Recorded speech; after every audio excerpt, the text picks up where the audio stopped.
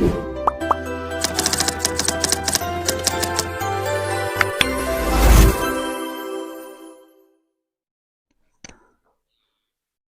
Students, आज के इस वीडियो में हम इनडेफिनेट इंटीग्रेशन के जितने भी फॉर्मूले हैं उन सभी फॉर्मूलों को यहाँ पे लिखेंगे और साथ के साथ उनको याद करेंगे।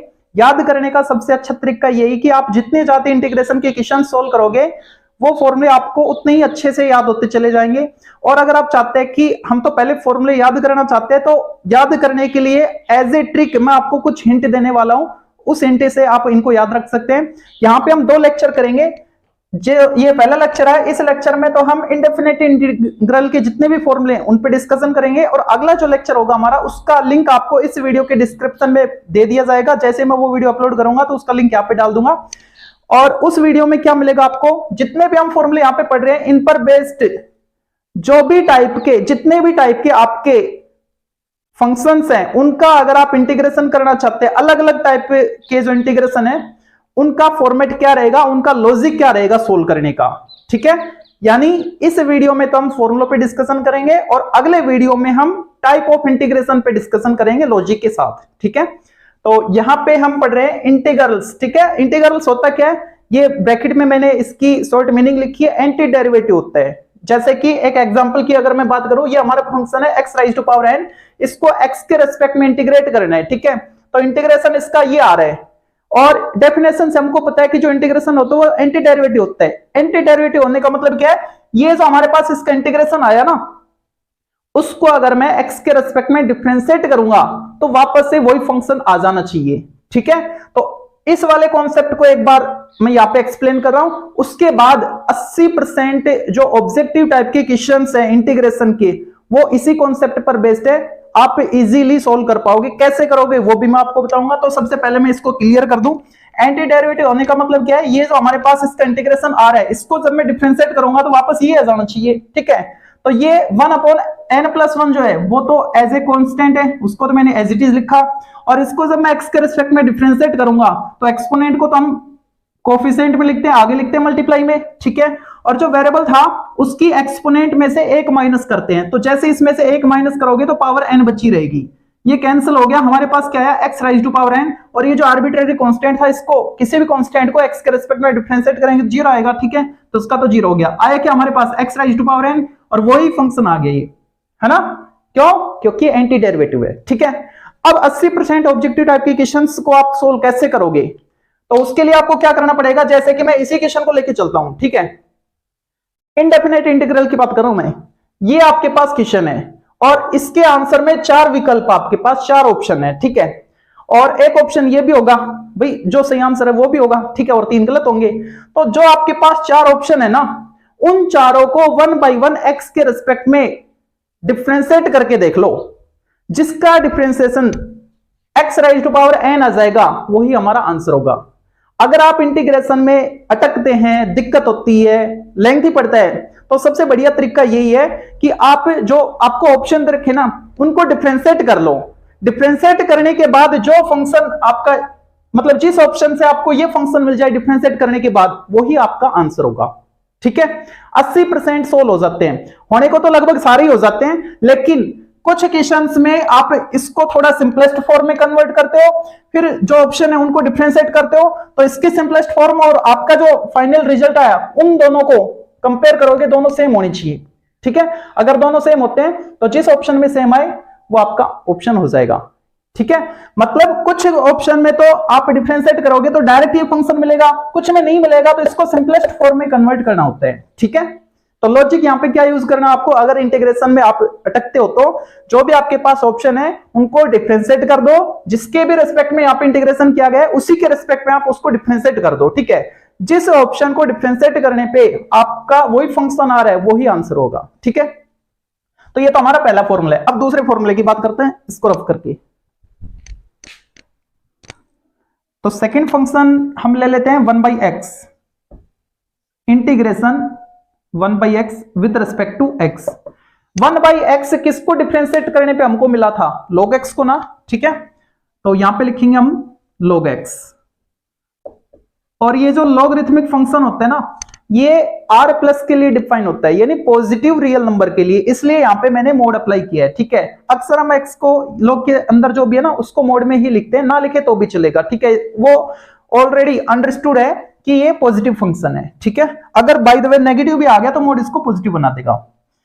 तीसरे की बात करते हैं एक्सपोनेंशियल फंक्शन की, और उसमें हम ले लेते हैं e raise to power x। e raise to power x को डिफरेंशिएट करो या इंटीग्रेट करो, क्या आएगा? e raise to power x ही आता है। ठीक है, तो यहां पे लिखा मैंने e raise to power x plus constant arbitrary constant c। ठीक है, अब मैं चौथे की बात करता हूं, और चौथा जो है वो a raise to power x ले लेते हैं, a raise to power x dx। ठीक है, जैसे हम a raise to power x को डिफरेंशिएट करते हैं तो उसमें तो log a जो था वो कांस्टेंट मतलब मल्टीप्लाई में आता है और इसमें डिवाइड में आ जाएगा, यानी a raise to power x upon log a। इधर वालों को जब आप इंटीग्रेट डिफरेंशिएट करोगे ना तो यही फंक्शन आपको मिलते जाएंगे। ठीक है, हाँ एक चीज और, अगर यहाँ पे x के साथ कोई न्यूमेरिकल कोएफिशिएंट आ जाता है ना तो इंटीग्रेशन में अपॉन में लिखा जाता है, जैसे डिफरेंशिएशन में वो मल्टीप्लाई में आते हैं ना, ऐसे इंटीग्रेशन में वो अपॉन में आएगा। ठीक है, तो 5वें नंबर पे हम ले लेते हैं sin x को, integration of sin x with respect to x। तो sin x किसको डिफरेंशिएट करने पे आया था? cos x को क्या था तो हमको माइनस sin x मिला था ना, तो क्यों ना माइनस cos x को डिफरेंशिएट कर दे। ठीक है, तो यहां पे क्या आएगा? Minus cos x plus arbitrary constant c। ठीक है, छठे की बात करते हैं, यहां पे हम cos x ले लेते हैं। ठीक है, तो ये किसका डिफरेंशिएशन है? sin x का है, तो इस cos x का इंटीग्रेशन क्या आएगा? sin x plus arbitrary constant c। Okay, अब tan x जो है ना उसका इंटीग्रेशन अभी हमको मालूम नहीं है, क्यों? क्योंकि tan x किसको डिफरेंशिएट करने पे आया वो अभी हम उससे अनजान है। ठीक है, लेकिन ये हमको पता है कि tan x का डिफरेंशिएशन sec स्क्वायर x था, तो क्यों ना मैं sec स्क्वायर x का इंटीग्रेशन फाइंड कर लूं, tan x आएगा। ठीक है, तो पहले उनको लिख लेते हैं, और ये जो tan x बच गया, जो cot x बच गया, ये बाद में करेंगे। ठीक है, स्टैंडर्ड फॉर्मेट के इंटीग्रेशन है ये। तो 7th नंबर पे मैंने ले लिया integration of sec square x with respect to x। तो यहां से आपको क्या मिलेगा? इसका मतलब क्या है? sec स्क्वायर x जो है वो किसको डिफरेंशिएट करने पे आया था? तो ये आया था tan x को डिफरेंशिएट करने पे, तो sec स्क्वायर x का जो इंटीग्रेशन होगा वो क्या होगा? tan x plus arbitrary constant c। ठीक है, ऐसे ही cosec स्क्वायर x भी था एक, तो यहां पे लिखा मैंने integration of cosec square x with respect to x। ठीक है, cot x को जब आपने डिफरेंशिएट किया तब माइनस cosec स्क्वायर x आया था, लेकिन मैं तो प्लस का कर रहा हूं, तो क्यों ना माइनस cot x को डिफरेंशिएट किया जाए, तो यही मिलेगा आपको। ठीक है, तो यहां पे क्या आएगा? Minus cot x plus arbitrary constant c। ठीक है, 8 हो गए। ओके, अब 8 होने के बाद ठीक है 90 पे आ जाओ, तो 9 में हम ले लेते हैं इनवर्स वाले। ठीक है, integration of 1 upon root 1 minus x square with respect to x। ये किसको डिफरेंशिएट करने पे आया था? साइन इनवर्स x को डिफरेंशिएट करने पे। तो यहां पे मैंने लिख दिया है sine inverse x plus arbitrary constant c। ठीक है, अगर मैं यहां पे minus cos inverse x plus arbitrary constant c कर दो तो भी ठीक है, क्योंकि कोस में क्या आता है? यहां पे माइनस था बस, है ना, तो उस माइनस को मैंने ट्रांसफर कर दिया है। अब बात करते हैं 10वें की, तो इनवर्स में साइन इनवर्स हो गया, कोस इनवर्स हो गया। ठीक है, टेन कोट की बात कर लेते हैं, तो टेन कोट में आपको क्या मिला था? 10वें नंबर पे आ जाएगा integration of 1 upon 1 plus x square with respect to x। ठीक है, तो ये तो भाई टेन इनवर्स x का था, है ना, तो इसका मतलब इसका इंटीग्रेशन क्या आएगा? Tan inverse x plus arbitrary constant c। ऐसा ही एक और था लेकिन उसमें माइनस था, वो किसका था? कोट इनवर्स x का था, minus 1 upon 1 plus x square. तो क्यों ना 1 अपॉन 1 प्लस एक्स स्क्वायर का इंटीग्रेशन माइनस कोट x लिखा जाए। ठीक है, तो इसको लिखा मैंने माइनस कोट x नहीं, cot inverse x plus arbitrary constant c। ठीक है, सेक का और बच गया, सेक का आ जाएगा तो उसमें माइनस अप्लाई कर देंगे, कोसेक का आ जाएगा। ठीक है, इनवर्स की बात कर रहे हैं, सेक इनवर्स कोसेक इनवर्स। तो 11वें नंबर पे हम लिखते हैं 1 upon x into under root x square minus 1 with respect to x। ठीक है, तो ये किसका था, ये तो प्लस में ही है पूरा, है ना। तो ये था भाई आपका सेक इनवर्स x का डिफरेंशिएशन। इसका मतलब इसका इंटीग्रेशन क्या होगा, सेक इनवर्स x। ओके, ऐसा ही एक और देखने को मिला था लेकिन उसमें माइनस था, तो उसको हम कोसेक इनवर्स x में बता रहे थे ना। तो यहां पे तो माइनस नहीं है, तो क्यों ना माइनस को इधर ट्रांसफर किया जाए, तो उसको लिखेंगे minus cosec inverse x plus arbitrary constant c। ठीक है, ओके। अब जो चार, तो यहां पे नंबर 12 में कर देते हैं, जो स्टैंडर्ड फॉर्मूले में बात कर रहा था, tan की कोट की, जिनका हम नहीं जानते ना, तो उनका। तो यहां पे नंबर 12, ठीक है। और 12 में क्या, integration of tan x with respect to x। तो tan x का जो इंटीग्रेशन है वो आता कैसे है, साइन अपॉन कोस करके करोगे, फिर सब्स्टिट्यूशन मेथड अप्लाई करके। तो मैं डायरेक्ट यहां पे फॉर्मूला की बात हो रही है तो फॉर्मूला लिख देता हूं इसका। ठीक है, तो क्या आएगा, log sec x plus arbitrary constant c। ठीक है, tan x का क्या आ गया, log sec x। इसको आप cos की फॉर्म में कन्वर्ट करना चाहो तो ये भी तो लिख सकते हो ना आप, minus log cos x plus arbitrary constant c। कैसे आया, देखो ये जो log sec x है ना, इसको मैं लिख सकता हूं log 1 by cos x। log sec x को मैंने लिख दिया। ठीक है, अब log की प्रॉपर्टी अप्लाई करो, क्या कहता है, log m by n क्या कहता है, log m minus log n, यानी log 1 minus log cos x। तो ये क्या है, log 1 0, तो 0 minus log cos x minus log cos x आ गया ना वही। ठीक है, तो आपको ध्यान रखना है, ज्यादातर क्वेश्चन में हम log sec x यूज करते हैं। ठीक है, अगर सब्जेक्टिव क्वेश्चन हमारा तो log cos x से काम चले जाएगा, क्योंकि हम आंसर हट के थोड़ी ना जाएंगे, हमको तो प्रॉपर तरीके से करना है, पूरा करना है सोल्व, है ना। तो sec x से सोल्व कर देंगे। लेकिन अगर आपके पास ऑप्शन जो है और उसमें cos x वाली फॉर्मेट आ रही है, तो फिर आपको ये याद रखना पड़ेगा। ठीक है, 13वें की बात करते हैं,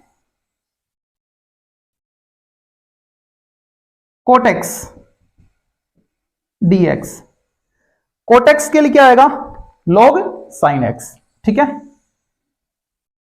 log sin x plus arbitrary constant c।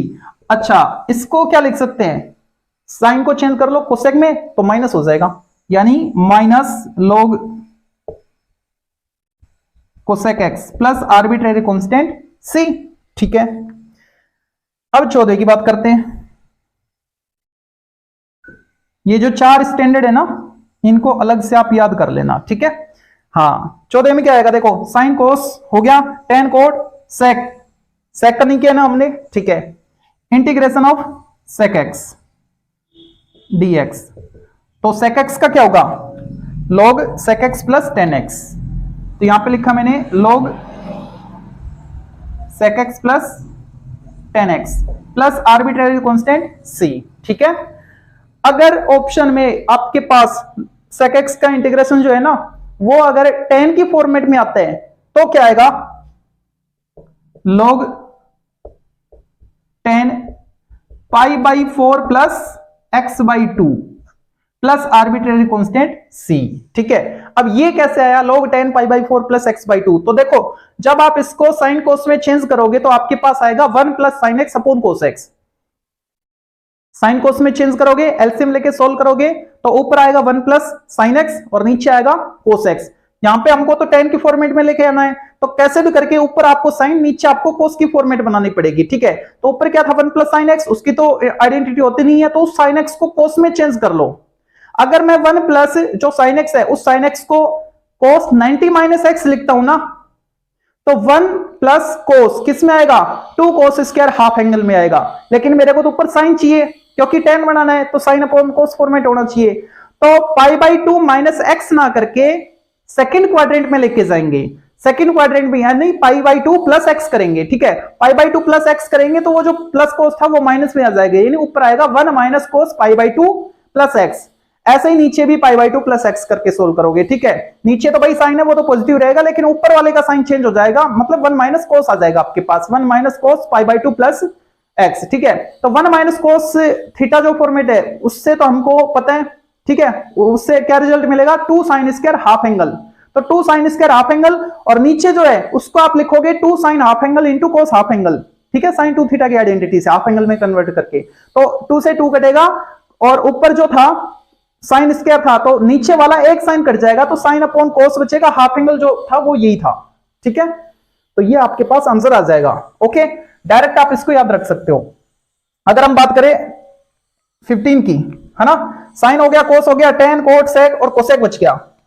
तो कोसेक का क्या आएगा वो देखो, अब integration of cosec x with respect to x. Cosec x में क्या आएगा, लॉग के अंदर cosec x minus cot x, ठीक है, प्लस आर्बिट्रेरी कांस्टेंट सी। और इसी को अगर मैं 10 फॉर्मेट में लिखूं तो ये पाई बाई 4 हटा दो यहां से, यानी log 10 x by 2 plus arbitrary constant सी। ठीक है, तो अभी तो हमने बेसिक से फॉर्मूले पढ़े हैं, यहां तक तो हमको पता था। ये जो भी है ना, सारे हमारे जो डिफरेंशिएशन थे उन पर बेस्ड थे, वो हमारे याद थे, तो उनसे हमने डायरेक्ट किए थे 11 तक। ठीक है, इसका डिफरेंशिएशन ये होता है तो इसका इंटीग्रेशन ये होगा ना, इस तरीके से 11 तो हमने पढ़ लिए थे। ठीक है, 12वां 13वां 14वां 15 ये जो है ये स्टैंडर्ड है, ये 4 स्टैंडर्ड है। ठीक है, तो इनको आपको याद करना पड़ेगा। tan x का log sec x, cot x का log sin x, sec x का log sec x plus tan x और cosec x का log cosec x minus cot x। ठीक है, ओके, अब ये 4 ये और हो गए स्टैंडर्ड। अब हम आगे बढ़ते हैं। ठीक है, आगे जो इंटीग्रेशन के फॉर्मूले उनको देखते हैं। तो अभी जो हमने फॉर्मूले लिखे उनमें स्टार्टिंग के जो 11 मैंने लिखवाए वो तो एंटी डेरिवेटिव बेस पे सीधे थे, सरल थे, है ना, मतलब इधर वालों को जब हम डिफरेंशिएट करेंगे तो इधर वाले मिल रहे थे, वो हमारे याद थे पहले से। ठीक है, उन 11 को लिखा था। उसके बाद हमने करली ब्रैकेट में यहाँ पे tan का, कोट का, सेक का और कोसेक का इंटीग्रेशन किया था, जो कि चारों के चारों लोग में आ रहे थे। तो उनको याद करने की ट्रिक मतलब उसका हिंट मैं आपको दे रहा हूं कि मैंने कैसे याद किए। ठीक है, तो उससे पहले आप 2 फॉर्मूले और देखो, और ये जो 2 फॉर्मूले हैं ये उन 11 में शामिल कर सकते हो आप। ठीक है, क्यों, क्योंकि वो हमारे पहले से याद है। sec x into tan x किसको डिफरेंशिएट करने पे आया था, sec x को डिफरेंशिएट करने पे आया था। ऐसे ही cosec x into cot x minus में आया था, किसका था, cosec x का था। तो यहाँ पे अगर मैं cosec x into cot x को इंटीग्रेट करूंगा तो क्या आएगा, माइनस cosec x आ जाएगा। तो ये 2 आप उन 11 में शामिल कर लेना। ठीक है, उनको मैंने जानबूझ के अलग से यहां पे लिखवाया है। ठीक है, उनसे अलग, क्योंकि ये जो 4 फॉर्मूले हम लिख रहे हैं ना, इन चारों में से 2 फॉर्मूले इन्हीं से याद होंगे। ठीक है, कैसे होंगे, तो एक बार मैं उनको लिख देता हूं। Integration of sec x into tan x dx क्या था, sec x, यानी sec x को जब आप डिफरेंशिएट कर रहे थे ना तो आपके पास ये आ रहा था। ठीक है, और ऐसे ही cosec x कहां से मिलेगा, तो उसके लिए देखो integration of cosec x into ये सी है cot x dx।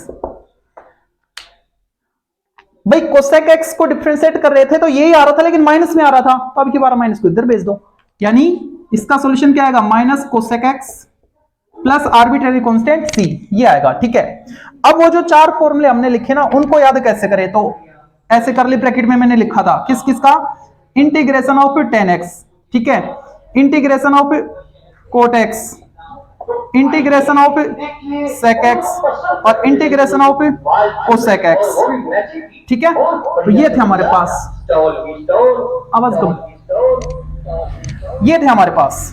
ओके, तो अब यहां पे देखो tan x को कैसे, cot x को कैसे, sec x को कैसे और cosec x का इंटीग्रेशन कैसे याद रखें। ठीक है, तो sin x sorry tan x क्या होता है, sin x upon cos x होते हैं, है ना, तो अपॉन में कौन आ रहा है, cos x। तो इन दोनों में तो आपको यही ट्रिक याद रखनी है, इन दोनों में, tan में और cot में, क्या कि अपॉन में जो आ रहा है ना उसका रेसिप्रोकल कर दो, 1 upon sorry sin upon cos, तो अपॉन में कौन आया, cos, cos का रेसिप्रोकल क्या है, sec x है, तो ये log में sec में आएगा, log sec x आएगा। कोट में क्या होता है, cos अपॉन sin, तो sin का रेसिप्रोकल कर दो, sin 1 अपॉन sin मतलब क्या होता है, cosec x, तो ये आएगा log cosec x।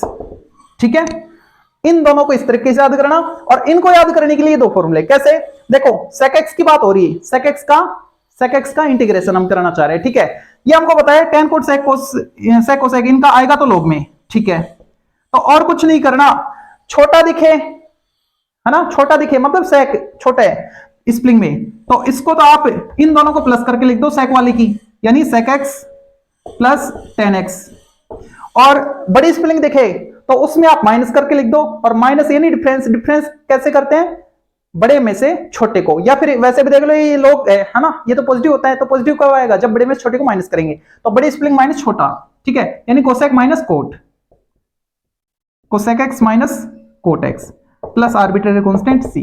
अब अपना तरीका होता है, कैसे भी याद करो आपको याद होनी चाहिए, ठीक है।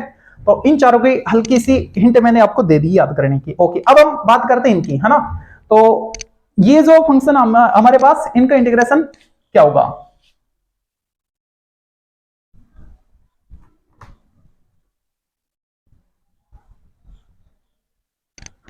तो फर्स्ट वाला जो है इसको देखते हैं, one upon d x upon x square minus a square, या फिर one upon x square minus a square. तो इसका आएगा one upon two a log, देखो यहां पे x square minus a square है, तो a minus b a plus b वाली प्रॉपर्टी ऊपर नीचे अप्लाई करनी है।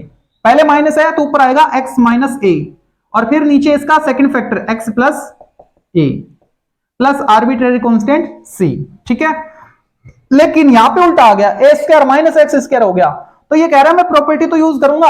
अब यहाँ पे ए पॉजिटिव ना, ए अपने तरीके से चलेगा, है ना, और ए जो कांस्टेंट है वो अपने औकात दिखाई देता है। तो ये क्या औकात दिखा रहे हैं, ये जो ए स्क्वायर माइनस एक्स स्क्वायर है, ठीक है, तो ये कह रहा है कि ए माइनस एक्स ए प्लस एक्स नहीं करूंगा। ये तो कह रहा था कि जैसा साइन है वो ऊपर और उसका अपोजिट साइन नीचे करना है दोनों फैक्टर में, ठीक है। लेकिन ये कह रहा है कि जैसा साइन है उसका अपोजिट साइन ऊपर रखो, मतलब one upon two a log A square positive है ना, इसलिए यहां पे चेंज कर रहे हैं। अरे मच्छर कैमरे क्या दिखा रहे हैं, वन अपॉन टू ए, हाँ क्या आएगा इसका लॉग ए प्लस एक्स, इसका अपोजिट साइन ऊपर आएगा पहले, और नीचे इसका दूसरा factor a minus x plus arbitrary constant सी, ठीक है। ऐसे आप याद रख सकते कर सकते हो इनको। इसका क्या आएगा one upon one plus x square format आपको दिख रहा है ना, इसका मतलब tan इनवर्स का है, लेकिन यहां पे ए की बजाय कौन है, कोई दूसरा कांस्टेंट है, ठीक है। तो उस पोजीशन में जब एक के वन के अलावा कोई और कांस्टेंट आए तो आपको लिखना होगा वन अपॉन ए, और अब यूज करोगे आप tan inverse x upon A, tan inverse x upon a plus arbitrary constant c, ठीक है। अब यही फंक्शन जो है वो रूट में आ गए, ठीक है। तो रूट में आ जाए तो क्या होगा, देखो one upon root x square minus a square, तो one upon root x square minus a square जो है उसका सीधा आएगा लॉग में, क्या आएगा लॉग एक्स प्लस, और ये as it is root x square minus a square plus arbitrary constant सी, ठीक है। इसको अभी रुको, इसको देखो आप, इसका क्या आएगा सेम इसी की तरह लॉग एक्स प्लस रूट, और रूट के अंदर क्या आएगा ये खुद a square plus x square plus arbitrary constant सी, ठीक है। इसमें क्या आएगा, देखो one upon root one minus x square format है, तो वो तो साइन इनवर्स में होता है, लेकिन यहां पे क्या है ए स्क्वायर है ना, तो ए स्क्वायर है तो इसकी तरह ही हमको देखने को मिल रहा है। लेकिन इसमें तो वन अपॉन ए आया था, साइन इनवर्स में वन अपॉन ए नहीं आएगा, बस ये याद रखना आपको। तो क्या बनेगा, डायरेक्ट आएगा साइन इनवर्स और ये x upon a plus arbitrary constant सी, ठीक है। One upon root one minus x square का क्या था, साइन इनवर्स एक्स था, ठीक है। तो यहां पे अगर ए स्क्वायर आ गया तो बस एक्स के अपॉन में ए कर दो। tan क्या कहता है कि आगे भी वन अपॉन ए करो, और साइन क्या कहता है आगे करने की जरूरत नहीं है, एंगल में अपॉन ए कर दो, ठीक है। ओके, एक और देख लो, और वो जो है सेक इनवर्स से रिलेटेड है, क्या dx upon x root x square minus one अगर होता है तो सेक इनवर्स एक्स, और अगर यहाँ पे ए स्क्वायर आ गया है ना, कांस्टेंट वन के बजाय क्या आ गया ए, है ना, तो उस केस में क्या होगा, तो उस केस में tan की तरह ये बोलेगा कि वन अपॉन ए को आगे करो, वन अपॉन ए और सेक इनवर्स एक्स अपॉन ए तो करना ही है, चाहे साइन इनवर्स हो, चाहे साइन इनवर्स हो, चाहे tan इनवर्स या फिर sec inverse plus arbitrary constant सी, ठीक है। ये स्पेशल इंटीग्रेशन हो गए। ओके, कितने 7, ये 7वां नंबर डाल लेना, इसको 7th नंबर है, ठीक है। अगर रूट नहीं है तो one upon two a log, one upon two a log, अगर यहाँ पे x है पहले, मतलब एक्स स्क्वायर पॉजिटिव है, तो ये प्रॉपर्टी फॉलो करेगा x माइनस एक्स प्लस ए वाली, यानी इसके फैक्टर, लेकिन अपॉन में, है ना। और ऊपर के कौन सा आएगा, जैसा यहाँ पे साइन है माइनस है तो पहले ऊपर माइनस वाला आएगा, ठीक है। अगर उल्टा हुआ, ए स्क्वायर पॉजिटिव हुआ और एक्स स्क्वायर नेगेटिव हुआ, तो आएंगे तो a minus x A plus x, लेकिन ये कह रहा है कि ऊपर इसके अकॉर्डिंग आएगा और ये अपनी औकात दिखाएगा, यानी माइनस को कहेगा कि पहले तो चेंज हो प्लस में, ठीक है, उसके बाद नीचे उसका अपोजिट साइन। ए स्क्वायर प्लस एक्स स्क्वायर, ए स्क्वायर को आप थोड़ी देर के लिए अगर 1 मानो तो क्या है, tan इनवर्स का बन रहा है। तो tan क्या कहता है, 1 अपॉन कांस्टेंट को लिखो आगे, है ना, तो 1 अपॉन ए tan इनवर्स x अपॉन ए। और ऐसा ही sin इनवर्स का है तो उसमें 1 अपॉन ए लगाने की जरूरत है नहीं, ठीक है। बाकी इसी फॉर्मेट के अगर मतलब इन पे रूट अप्लाई किया जाए तो उस केस में क्या आएगा, डायरेक्ट लॉग में बनेंगे, log x प्लस ये टर्म, log x प्लस ये टर्म, ठीक है। ओके, सेक इनवर्स का भी आपके सामने 1 अपॉन ए tan इनवर्स की तरह इसमें भी आएगा।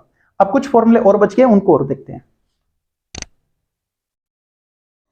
तो अब देखते हैं 3 स्टैंडर्ड फॉर्म और हैं, और ये जो 3 स्टैंडर्ड फॉर्म है ये काफी इंपॉर्टेंट है।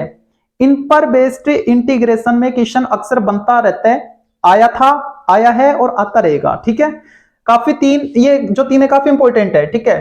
अगर इंटीग्रेशन में क्वेश्चन नहीं पूछा जाएगा तो एप्लीकेशन ऑफ इंटीग्रेशन जो है उसमें ये फॉर्मेट आपको बनते दिखेंगे, तो वहां पे आपको यूज करना पड़ेगा। कहने का मतलब है इनको तो आपको याद करना ही होगा, ठीक है। तो इनको याद करने के लिए क्या, देखो सबसे पहले इनकी पहचान क्या है, ये पहली बात तो कि फ्रैक्शन में नहीं है और तीनों रूट के अंदर है, ठीक है। एक बार ए स्क्वायर माइनस एक्स स्क्वायर है तो एक बार दोनों प्लस है, ठीक है, और एक बार x square minus a square है, ठीक है। तो इन तीनों में क्या यूज करना पड़ेगा, जो कॉमन है पहले मैं उनको लिख देता हूं। तीनों में कॉमन है एक्स अपॉन 2 अंडर रूट, जो भी फॉर्म है वही लिख दो, ए स्क्वायर माइनस एक्स स्क्वायर। यहां पे भी एक्स अपॉन 2 अंडर रूट, जो भी फॉर्म है ए स्क्वायर प्लस एक्स स्क्वायर है तो वो लिख दो, एक्स अपॉन 2 अंडर रूट, जो भी फॉर्म है वो लिख दो, x square minus a square. इतना कर दिया, ठीक है। उसके बाद ए स्क्वायर की साइन को देख लो आप, ए स्क्वायर प्लस है तो प्लस लिखो, माइनस है तो माइनस लिखो, ठीक है। ए स्क्वायर प्लस है तो प्लस आएगा, ए स्क्वायर प्लस है यहां पे भी प्लस आएगा, ए स्क्वायर यहां पे माइनस है तो माइनस आएगा, ठीक है। इसके बाद क्या आएगा, ए स्क्वायर अपॉन 2 आएगा तीनों में, ए स्क्वायर अपॉन 2, ए स्क्वायर अपॉन 2, ठीक है। ओके, अब इसको देखो, रूट के अंदर क्या है, 1 माइनस एक्स स्क्वायर फॉर्मेट है जो कि साइन इनवर्स में था, बेशक अपॉन में था, लेकिन आपको तो तरीका याद रखना है, जब भी 1 माइनस एक्स स्क्वायर आए तो साइन इनवर्स में करोगे, तो क्या आएगा इसका, sine inverse x upon a plus arbitrary constant सी, पहले वाला पूरा, ठीक है।